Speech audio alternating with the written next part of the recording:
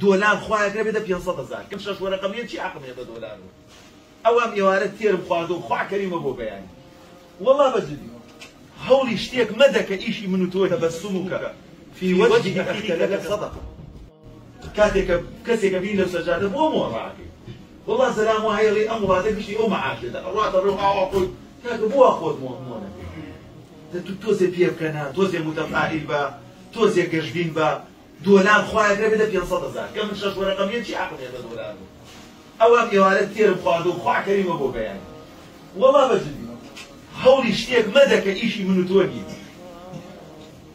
ڕزق دابەش کراوە هەر لە لەوحە المەحفوظ و ڕزقی من و تۆ دابەش کراوە هەندێک شتێ ئێمە خۆمانی پێوە خەریکەین وما خلقت الجن والإنس إلا ليعبدون خوای گەورە ئێمەی بۆ پەرستش دروست کردووە معقولە تۆ سەربازی حکوومەتێک بی شەڕی بۆ بکەی موچەت نەداتێ ممکن نییە کە خوای گەورە تۆی بۆ ولله المثل الأعلى کاتێ خوای گەورە تۆی دروست کردووە بۆ پەرستشی خۆی ئەی پەرستی والله ڕزقیشت ئەدا وأمن و ئەمانیشت ئەداتێ وەڕاحەی نەفسیشت ئەداتێ بەڵام کاتێک کە توو خوا لە بیکەی خوای گەورە لە بیکە چییە لە مەڕیشتیانەیە ئێستا بمرێ عەشرەتێک کامل ناکرێتە دوای 100 زەلامی پیا معقول بە دوای جەنازەکەی ناکرێت چییە لە ئێوە مردووی مردۆ بەدەست خۆی شۆردیرێتەوە ئەوە هیچ هەنێ کەس خۆی هەر خۆی تەفەڕوق کردو بۆ ئیشانە باوکت ئەمرێتەوە بۆ خۆت دەو بەنایەوە ئەگری کچەکەت ئەگرێ دایکت ئەگرێ خزم و دراوسێ و مسڵمانان دێرکردنیەکەن و ئەی شوەردنەوە نوێژی لەسەرەکەن و بۆت بەڕێەکەن هەرەوە نەئەزانی جەنازەکەت لە کاتێکا کە جەنازەی ئەین دەوەرە لە جیهانێکا بژی حتا پیاوێک لە سوید مرد 3 دانە مانگ لە خانووکی خۆیان خەڵک نەیزان وەڵای ئەمەش ڕاکەین بۆ سیتی و بۆ شوێنەکان وەڵا با لە دەست خزم ڕاکەین لە دەست خزم بۆ کوێ ڕاکەین نەک بەس ئەتوێت لە شوقەکەی خۆتان ڕقەوە بی کەس نەزانێت کورە دوو لە ڕووی جەنابتان یاخوا عامل ماڵی نەمێنێ هەموو ڕۆژێ تەقەی دەرگەینێ و چای و بەڕز قاوە دروست نەکا مەیداتە خەڵک سەی باوباپیرانی ئێمەکە بە 2 مانگا و بە 4 مەڕوو بە 6 جوجک لە ناحەوشەبی خۆیان بەخاڵێ کرد خۆی بە دەمسکی بنە ماڵەیە دەزانێت ئێستاکە تۆ ئەمە نەپارەی 25 داناوە خۆت بە فەقیر دەزانێت ئەوە بۆ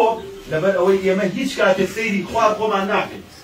هەر حەزمان لەوەیە سەیری سەروی خۆمان بکەین خۆشەویستان شتەکان گەلێ زۆرە لێرە بەڵام جوانەکانی ئیسلام هەر ئەوەمان بەس بێت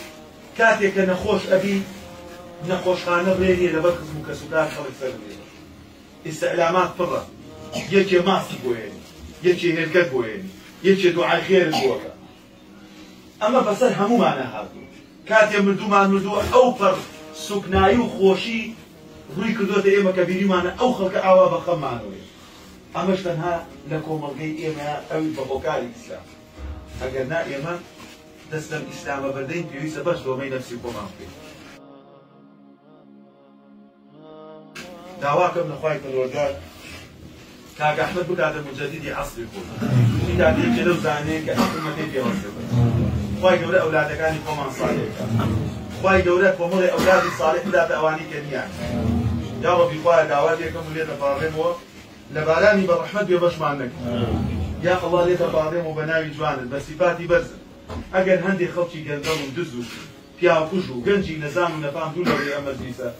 دوای ناموسی خەڵکە پێوە ئیشی هەڵا ئەکا خوایە سەیری ئەم مەجلیسە بکە خوایە سەیری ئەو ریشتیانەی ئەم مەجلیسە بکە سەیری ئەو دایە حاجیە بکە خوایە غەزەبمان لێ مەگرێ و بە تاوانەکانی خۆمان ساڵم وستەمکارمان بەسەرا زاڵ مەکە ئاوارەی قاپیەکانمان مەکە فەقیر و هەژاریمان بەسەرا مێنە یا ڕەب العالەمین یا ئەڵڵا هیدایەتمان بدەی ئەو ڕۆژەی کە ئەگەڕێینەوە بەلام خۆشترین ڕۆژەکانی کەمەکە